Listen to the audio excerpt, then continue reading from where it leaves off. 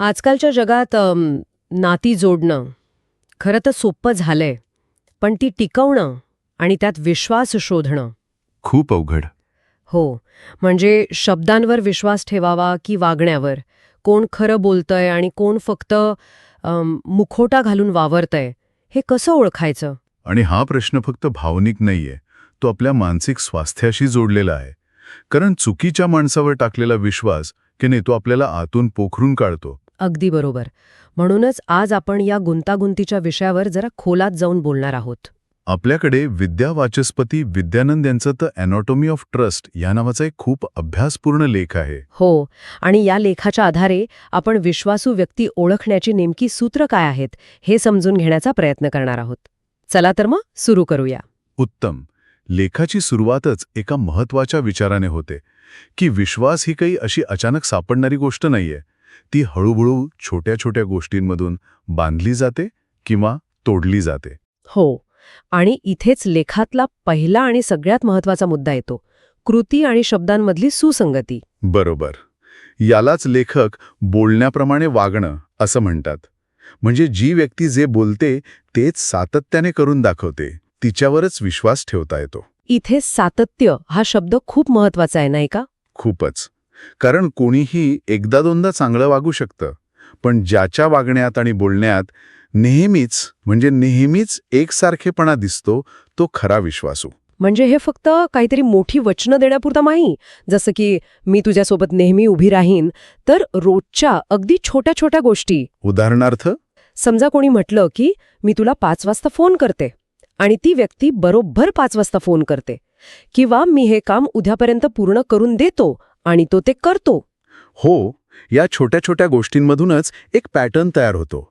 मानसशास्त्रात याला प्रिडिक्टिबिलिटी म्हणतात. प्रिडिक्टेबिलिटी म्हणजे अंदाज बांधण्याची क्षमता. हो, जेव्हा एखाद्या व्यक्तीचं वागणं आपल्याला अंदाज बांधता येण्यासारखं असतं, तेव्हा आपला मेंदू त्या व्यक्तीला सुरक्षित म्हणून ओळखतो.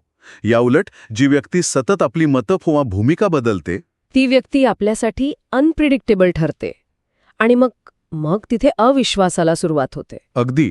जी व्यक्ती तुमच्यासमोर एक आणि तुमच्या मागे वेगळं वागते, तिच्यावर विश्वास कसा ठेवणार? नाही ठेवू शकत. म्हणजे या छोट्या छोट्या वचनांमधूनच विश्वासाचा पाया रचला जातो. पण हा पाया तेव्हाच मजबूत राहतो जेव्हा त्यावर गोपनीयतेचं छत असतं. बरोबर? बरोबर. कारण जी व्यक्ती आपली वचनं पाळते ती आपली गुप्तीतही पाळेलच असं नाही. आणि इथेच लेखातला दुसरा महत्वाचा मुद्दा येतो, गोपनीयतेचा सन्मान. हो, आणि हा मुद्दा खूप नाजूक आहे. कारण जेव्हा आपण कुणाला तरी आपली खाजगी गोष्ट सांगतो, तेव्हा आपण स्वतःला त्यांच्यासमोर असुरक्षित करत असतो, एक धोका पत्करत असतो. आणि विश्वासू व्यक्ती ह्या असुरक्षिततेचा आदर करते, असं लेखक म्हणतात. पण मला इथे एक प्रश्न पडतो. काही लोकांना ना गॉसिप करायची सवयच असते. म्हणजे त्यांना कदाचित तुम्हाला दुखवायचं नसतं, पण ते स्वतःला रोखू शकत नाहीत. चांगला मुद्दा आहे. हो, मग अशा व्यक्तीला थेट अविश्वासू ठरवणं योग्य आहे का? लेखक इथे हेतू आणि परिणाम यातला फरक स्पष्ट करतात. कदाचित त्या व्यक्तीचा हेतू वाईट नसेल, पण तिच्या कृतीचा परिणाम तुमच्या विश्वासावर होतो. म्हणजे लेखक एक सोपी कसोटी देतात. जी व्यक्ती तुमच्याजवळ इतरांची गुपितं सहजपणे उघड करते, ती व्यक्ती तुमची गुपितंही तितक्याच सहजपणे इतरांपर्यंत पोहोचवू शकते. हा एक रेड फ्लॅग आहे. वाव, हे खूपच स्पष्ट झालं. विश्वासार्हता म्हणजे केवळ वाईट हेतू नसणे नव्हे, तर आत्मनियंत्रण आणि दुसऱ्याच्या भावनांचा आदर करणे सुद्धा आहे. बरोबर. तर वर्तनातला सातत्यपणा आणि गोपनीयतेचा सन्मान, हे झाले विश्वासाचे 2 महत्वाचे स्तंभ. पण माणसाची खरी परीक्षा तर कठीण काळातच होते, नाही का? नक्कीच. लेखक तर याला ॲसिड टेस्ट म्हणतात. सुखाच्या काळात पार्टीमध्ये सगळेच सोबत असतात. हो, पण जेव्हा खरं संकट येतं, मग ते आर्थिक असो, भावनिक असो, तेव्हा मुखवटे गळून पडतात आणि माणसाचं खरं रूप समोर येतं. लेखात एक सुंदर वाक्य आहे, संकटाच्या वेळी जो तुमच्यासोबत सावलीसारखा उभा राहतो तोच खरा मित्र असतो, बाकीचे फक्त ओळखीतले असतात. पण इथेही एक अडचण आहे. कोणती? समजा एखादी व्यक्ती तुमच्या संकटात मदत करू शकली नाही, कारण ती स्वतः कोणत्या तरी मोठ्या अडचणीत असेल, तर तिला लगेच चुकीचं ठरवणं योग्य आहे का? नाही, आणि लेखकही तसं म्हणत नाहीत. ते उपस्थिती आणि प्रयत्न यावर भर देतात. बरोबर.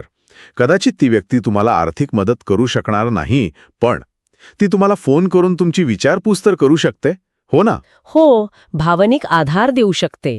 जे लोक संकटाच्या वेळी टाळाटाळ करतात, कारणं सांगतात, किंवा तुमचा फोनच उचलणंच बंद करतात. ते स्पष्टपणे दाखवून देतात की त्यांच्यासाठी नात्यापेक्षा स्वतःची सोय जास्त महत्वाची आहे.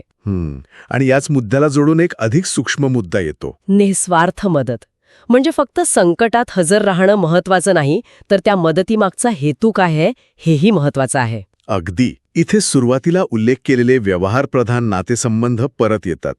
विद्यानंद यांच्या मते जी व्यक्ती मदत केल्यानंतर ती सतत बोलून दाखवते किंवा त्या बदल्यात काहीतरी अपेक्षा ठेवते, ती व्यक्ती मदत करत नाही, तर एक प्रकारची गुंतवणूक करत असते. बरोबर. खरी मदत ही शांतपणे आणि कोणताही हिशोब न ठेवता केली जाते. पण मानसशास्त्रामध्ये रेसिप्रोकल अल्ट्रुइझम नावाची एक संकल्पना आहे.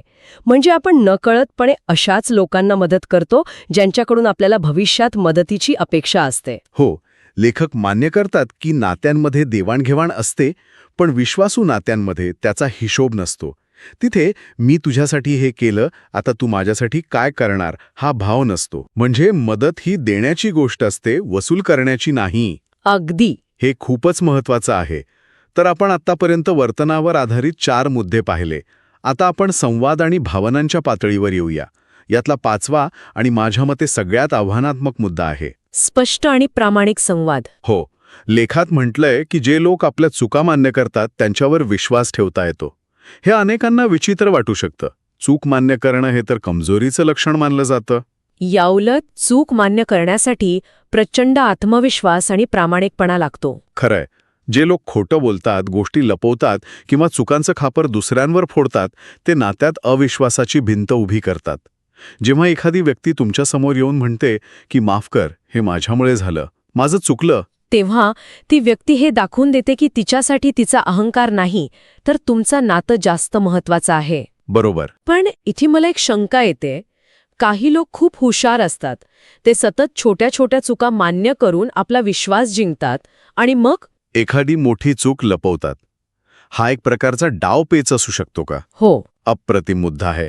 लेखक इथे पुन्हा पॅटर्न ओळखण्यावर भर देतात. एखादी व्यक्ती फक्त सोयीस्कर चुका मान्य करते का, किंवा ती फक्त तेव्हाच चूक मान्य करते का जेव्हा ती पकडली जाते? याउलट प्रामाणिक व्यक्ती पकडली जाण्याआधीच स्वतःहून चूक कबूल करते. हो, तिचा उद्देश स्वतःला वाचवणे नसतो, तर नात्यातील पारदर्शकता टिकवणे हा असतो. स्पष्ट संवाद म्हणजे केवळ चुका मान्य करणे नाही, तर आपल्या भावनांबद्दल, आपल्या मर्यादांबद्दलही प्रामाणिकपणे बोलणे. बरोबर.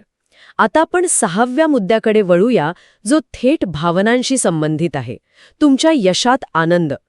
लेखकात म्हटलं आहे की तुमच्या प्रगतीमुळे ज्यांना खरोखर आनंद होतो तेच लोक विश्वासार्ह असतात. पण हे ओळखायचं कसं? वरवर तर सगळेच अभिनंदन करतात. तेच तर. लेखक इथे काही सूक्ष्म संकेत ओळखायला सांगतात. ते म्हणतात की शब्दांपलीकडे जाऊन देहबोली आणि भावनांकडे लक्ष द्या. जेव्हा तुम्ही तुमचं यश सांगता, तेव्हा त्यांच्या चेहऱ्यावर क्षणभरासाठी का होईना निराशा किंवा असूयेची भावना दिसते का? किंवा ते तुमचं यश कमी लेखण्याचा प्रयत्न करतात का? जसं की अरे वा, तुझं नशीब चांगलं होतं म्हणून झालं. बरोबर. यामागे सोशल कंपॅरिझन थिअरी असते. आपण सतत स्वतःची तुलना इतरांशी करत असतो. हो, ही मानवी प्रवृत्ती आहे. पण विश्वासू व्यक्ती या प्रवृत्तीवर मात करते. कारण ती व्यक्ती स्वतःबद्दल आत्मविश्वासू असते. तिला तुमच्या यशामुळे असुरक्षित वाटत नाही. उलट ती तुमच्या यशाला स्वतःचा विजय मानते. ती तुमच्या यशात स्पर्धा नाही, तर समाधान शोधते. हा फरक ओळखणं खरंच खूप महत्वाचं आहे. नक्कीच. आणि आता शेवटचा 7वा मुद्दा, जो या सगळ्या मुद्द्यांना एकत्र बांधतो आणि ज्याला लेखक विश्वासाची अंतिम कसोटी म्हणतात. काळाच्या ओघात टिकणारा स्वभाव. हो, अगदी बरोबर. कारण कोणीही काही दिवसांसाठी किंवा काही महिन्यांसाठी चांगलं वागण्याचं नाटक करू शकतो.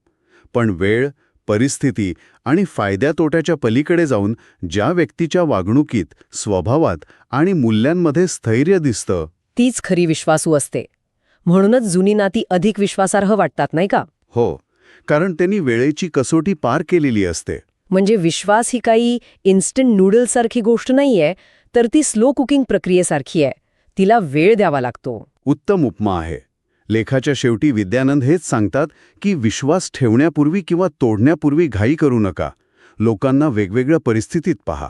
यासाठी निरीक्षण, अनुभव आणि आपली अंतःप्रेरणा म्हणजे इंट्युशन, या तिन्हीचा समतोल साधणं आवश्यक आहे. अगदी. तर आजच्या या चर्चेतून आपण विश्वासू व्यक्ती ओळखण्याचे 7 महत्वाचे मापदंड पाहिले. पहिला, बोलण्याप्रमाणे वागणे, म्हणजे शब्दांमध्ये आणि कृतीमध्ये सातत्य. दुसरा, तुमच्या गोपनीयतेचा सन्मान करणे. तिसरं, संकटाच्या काळात खंबीरपणे साथ देणे. चौथा, कोणतीही अपेक्षा न ठेवता निस्वार्थपणे मदत करणे. पाचवा, चुका मान्य करण्याइतका प्रामाणिक संवाद ठेवणे. सहावा, तुमच्या यशात मनापासून आनंदी होणे. आणि सातवा व सर्वात महत्वाचा, वेळेच्या कसोटीवर खरा उतरणारा स्थिर स्वभाव. आणि महत्वाचं म्हणजे ही कुठली चेकलिस्ट नाही की 4 गोष्टी जुळल्या म्हणजे व्यक्ती विश्वासू आहे. हा एक संपूर्ण पॅटर्न आहे. जो दीर्घकाळच्या निरीक्षणातूनच लक्षात येतो. बरोबर. कारण योग्य व्यक्तीवर ठेवलेला विश्वास आपलं आयुष्य समृद्ध करतो. आपल्याला एक भावनिक सुरक्षिततेची भावना देतो. हो, आणि चुकीच्या व्यक्तीवर ठेवलेला विश्वास मनाला अशा जखमा देऊन जातो ज्या भरण्यासाठी खूप वेळ लागतो. त्यामुळे सावधगिरी बाळगणे हे कमजोरीचे नाही तर समजूतदारपणाचे लक्षण आहे. आणि जाता जाता ऐकणाऱ्यांसाठी एक विचार. हा लेख आपल्याला दुसऱ्यांमधील विश्वासार्हता ओळखायला शिकवतो. बरं. पण याची दुसरी बाजूही तितकीच महत्वाची आहे. म्हणजे या 7 कसोट्या वापरून आपण स्वतःचं परीक्षण करू शकतो का? आपण स्वतः किती विश्वासू आहोत? इतरांमध्ये आपण जे शोधतो ते गुण आपल्या स्वतःमध्ये आहेत का? हा विचार करण्यासारखा प्रश्न आहे.